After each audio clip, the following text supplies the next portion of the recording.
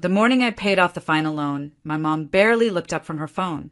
She was standing at the kitchen counter, blending her second protein smoothie of the day, while I sat at the table with a bank confirmation email open on my screen, showing a $260,000 debt cleared to zero. "It's done," I said. She turned, looked at me for half a second, and blinked like I'd told her the trash was out. "Well, that's nice, honey," she said. "Can you move your laptop? I need to wipe down the table." No hug. No thank you. No, you saved our home. I moved my laptop without saying a word. I had learned not to expect much. Not praise, not comfort, not even space to sit. We'd been living in the same house since I was born, a modest split level in the suburbs. They bought it before I was old enough to understand what mortgage meant. Years later, they nearly lost it because of poor investments and, even worse, spending habits. I was 25 when I stepped in, working 2 jobs, living on instant noodles, and still, I sent money, month after month, loan after loan, until the mountain shrank into dust. My brother, Sean, 2 years younger, never contributed a cent.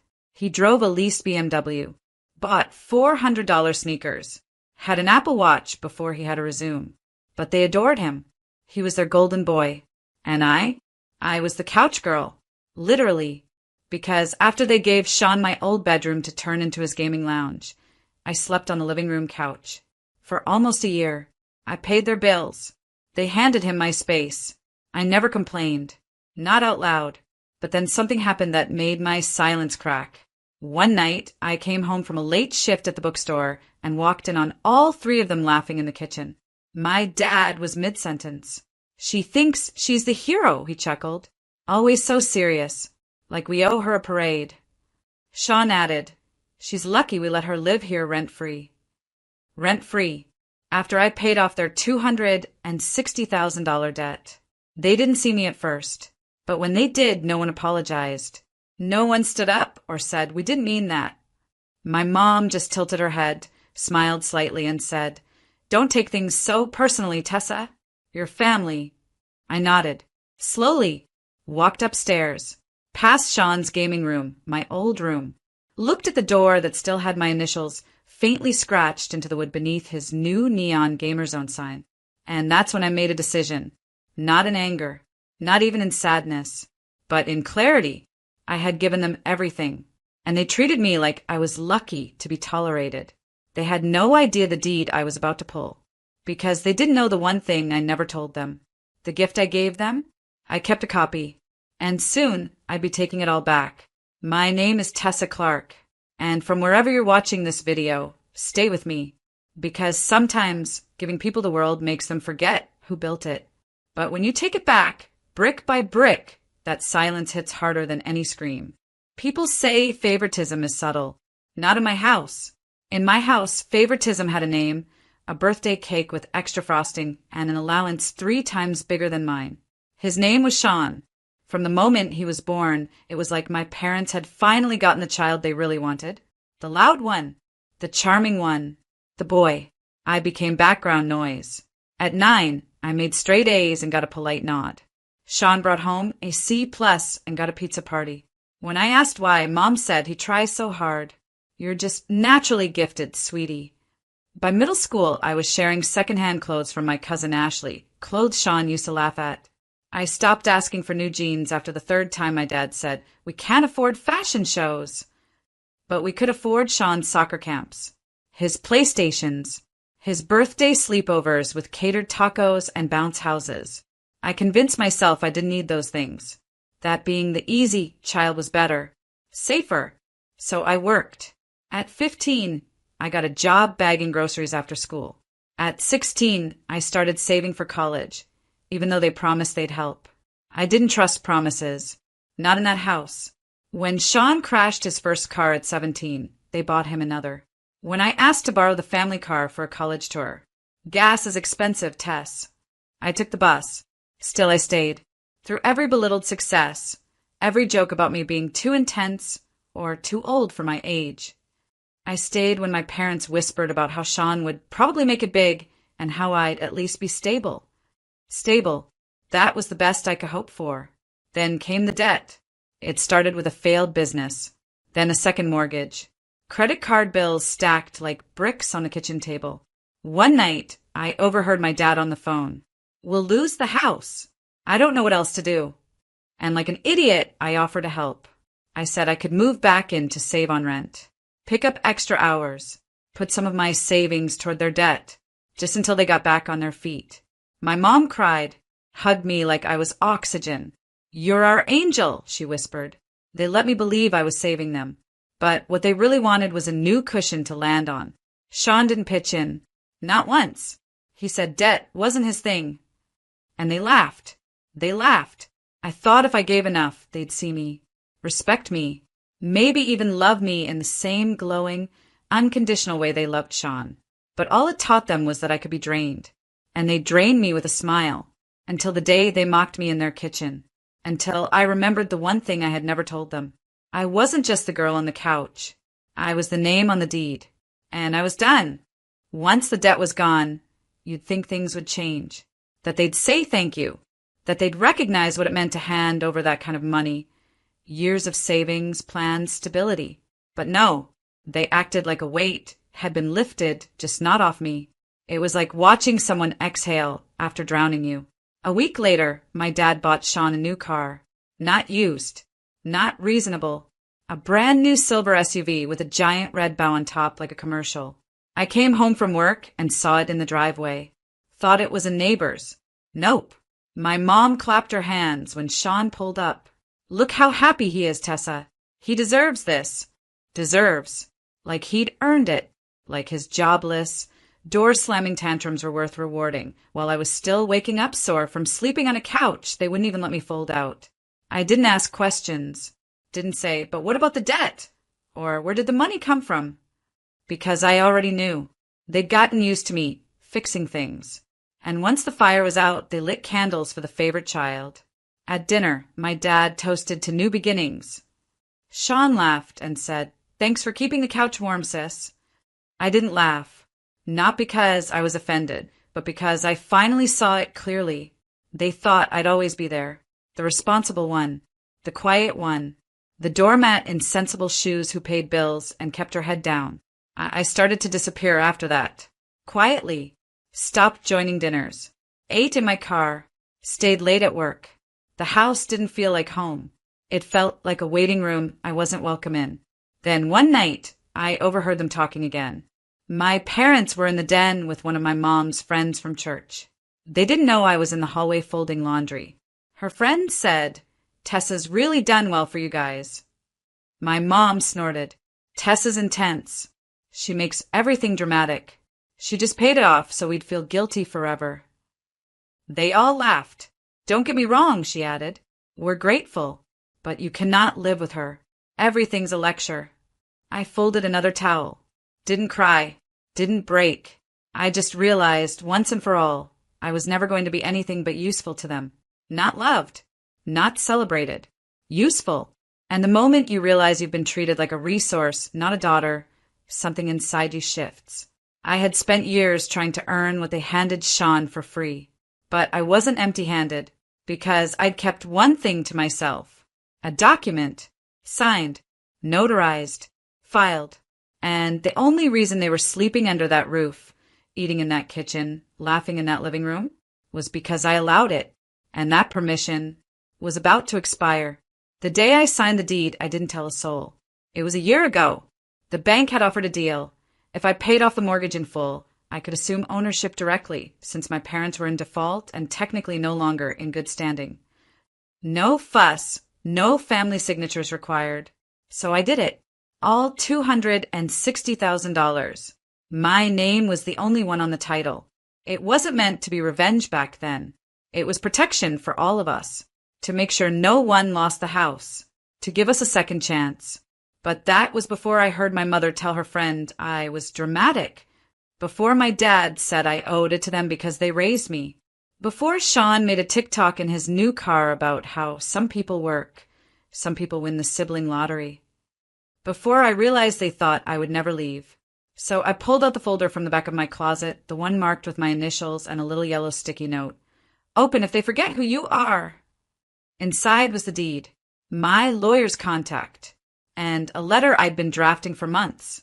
Not angry, not bitter, just factual.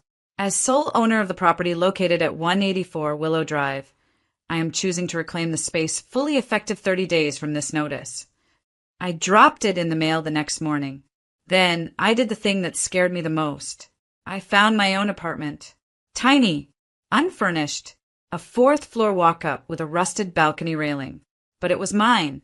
I signed the lease, picked up the keys, and then called my lawyer. Send the letters. Within 3 days, my parents received official notification. They had 30 days to vacate or agree to rent under my terms. I knew what would happen. I knew they'd call it a joke. Tessa's just being dramatic again. She's bluffing. She wouldn't do that to us. They were wrong, because they weren't facing the version of me who begged for a bed.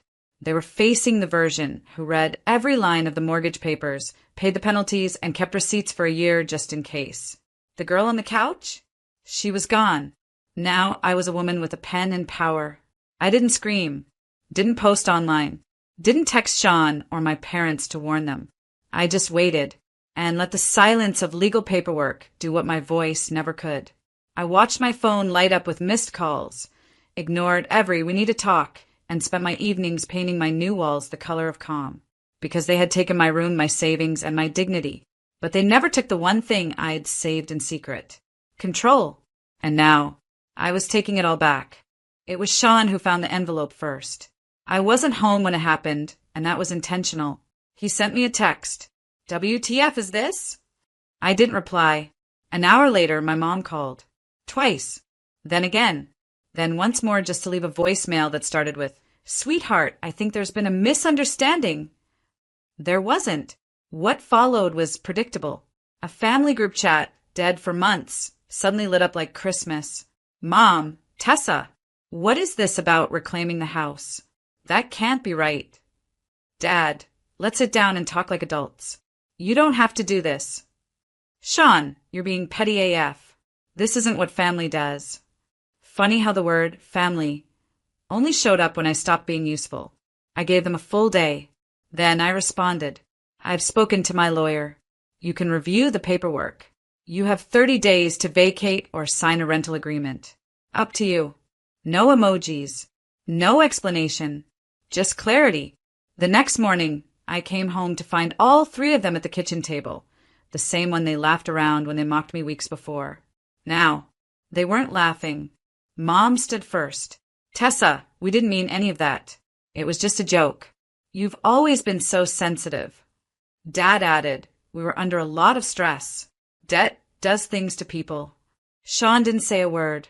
He just stared at me with that smug disbelief, like he couldn't fathom the idea that his older sister, the couch dweller, was capable of power. I didn't yell.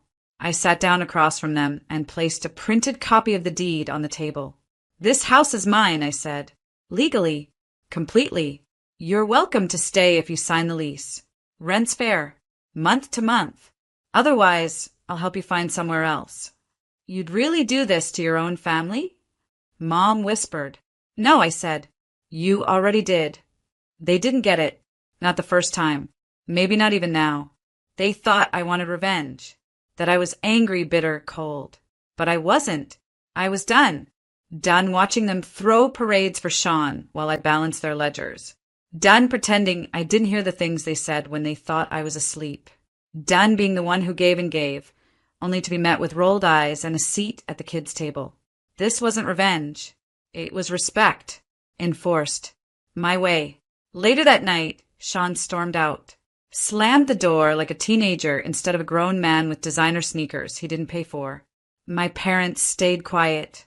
And for once I slept in peace. On the couch. Still. But only for 25 more days. Because after that, they'd be the ones looking for a place to land. And I'd be unlocking the door to a life they never imagined I was strong enough to build. The apologies came fast. Not the kind that heal. The kind that smell like desperation. Sweet on the surface, spoiled underneath. Suddenly my mom was cooking again. Casseroles. Pies.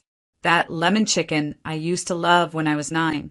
"Thought I'd surprise you," she said, setting the dish on the counter with a bright smile. My dad offered to help out with my laundry. Sean, he started using words like roommate instead of freeloader. He even said I could take my room back. I'll move my stuff into the den. It's cool. You've earned it. I didn't say no. I didn't say yes. I said nothing. And somehow that silence said more than all my begging ever had. Because I could see it, the panic behind the pleasantries. The way they looked at me now, like someone who had become unpredictable. Not because I was angry, but because I had stopped needing them to love me. I moved differently. Came home late without explanation. Didn't eat what was cooked. Didn't ask for help. Didn't offer it. They were used to me managing the finances, fixing the broken things, remembering birthdays, grocery lists, and insurance forms. Now they had to Google things. And guess what? They didn't like that version of independence.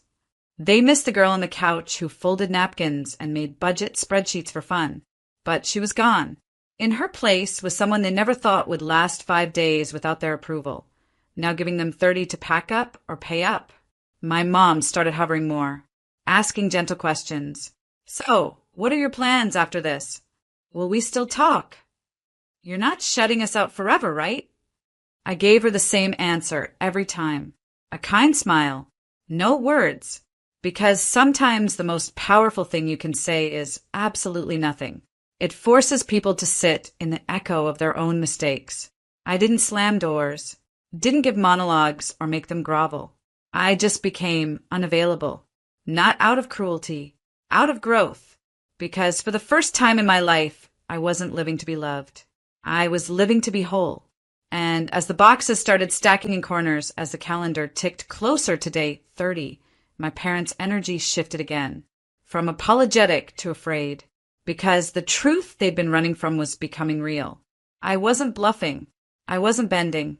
And I wasn't coming back. On the morning of day 30, the house was quiet. Not silent quiet. The kind of quiet that knows it's the end. Boxes lined the hallway. A few labeled with Sean's name, others scrawled in my mom's handwriting. Things they never thought they'd pack. The night before, no one said anything.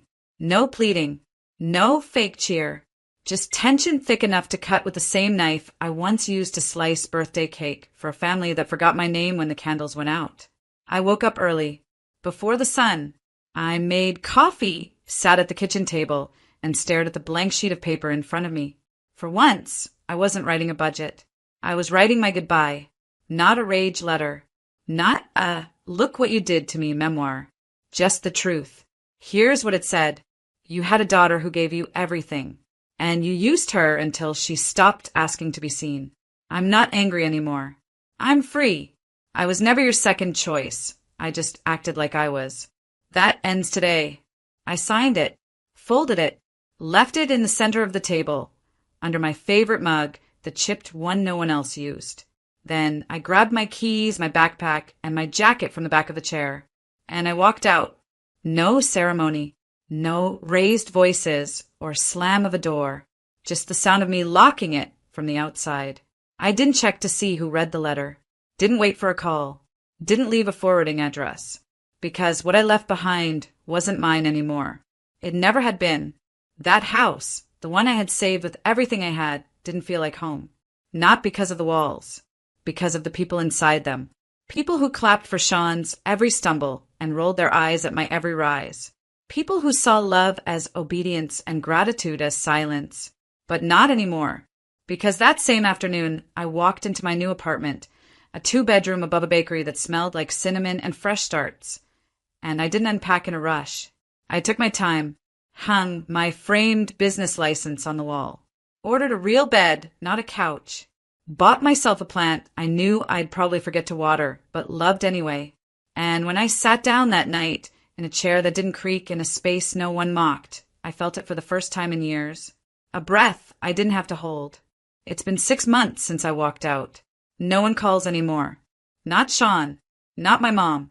Not my dad. And that's okay. Silence used to feel like punishment. Now, it feels like permission.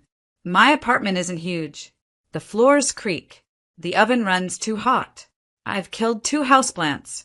But when I unlock the door, the air doesn't feel like a test. It feels like mine. I started hanging my own art. Photographs I took while walking to clear my head. Quotes I used to scribble in old notebooks, reminders of the girl who used to beg for approval. Now they're framed. There's a little shelf in my bedroom that holds the things I couldn't throw away. The bank receipt from the day I paid off their debt. The deed with my name at the top. The goodbye letter I printed for myself. The version I didn't leave behind. Because sometimes closure isn't what you hand to them. It's what you hand to yourself. I used to dream of being seen. Now I dream of being centered. I sleep in a bed I chose. I wake up to silence, not slamming doors or guilt served on a plate with breakfast. I run my small design business out of the second bedroom, what I call the office of no apologies. Clients know me as reliable, professional, kind. They don't know that for years I paid the rent on a home that mocked me. They don't need to, because I don't live there anymore. Not physically, not emotionally. And if you're watching this thinking, how could she do that to her family? Let me say this. I didn't do anything to them. I just stopped letting them do everything to me. That's not revenge. That's reality. That's what happens when the person you treated like an afterthought remembers who she is and becomes impossible to ignore. Now I tell my own story. In every decision, every boundary, every silence that says more than explanation ever could. I'm not angry. I'm awake. And at night, when I finally crawl into bed, no lights left on, no shoes thrown in the hallway, no one shouting from behind a door that used to be mine, I whisper the same line to myself. They took everything I gave and still looked down on me. So I took back what was mine. And now I sleep without apology.